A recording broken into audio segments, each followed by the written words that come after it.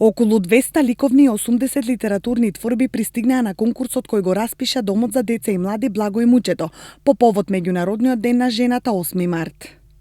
Денес присутните имаа можност да уживаат во традиционалната изложба, која беше работена на тема Жената во секојдневието. Најдобрите ликовни творби беа наградени со пригодни подароци, а паралелно беа прочитани и неколку состави напишани за празникот на жената. Денешниот настан,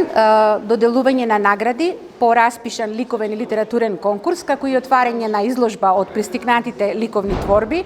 е како резултат на соработка на Домот на Општинската установа Дом за деца и млади, како и Општина Струмица.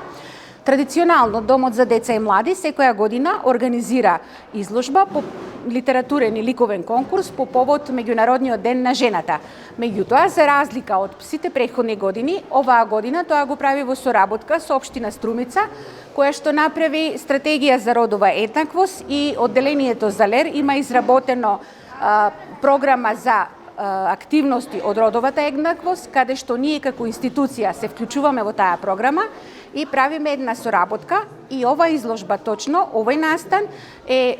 изложба која што има тема, значи, жената во секојдневието, докторка, полицајка, пилотка, машиновозачка, адвокатка, политичарка и се она друго кое што жената може да го работи. Целта на традиционалната изложба која се реализира секоја година по повод Денот на жената е, како што рече Вучетик, да биде прикажана родовата еднаквост, жената да не биде сватена само во улога на мајка и домакинка, туку таа да е се она што може да биде и мажот.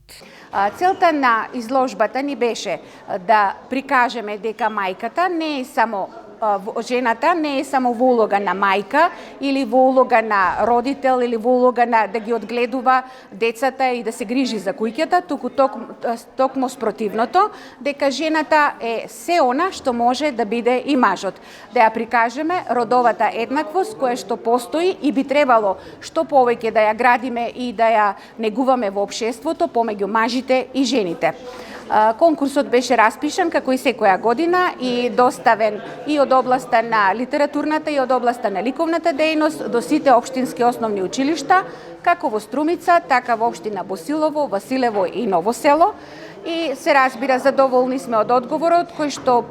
пристигна на тој наш распишан конкурс во облик на литературни и ликовни творби кои што пристигнаа во голем број. Ликовната изложба е традиционална изложба која секоја година се презентира по повод Денот на жената 8 март.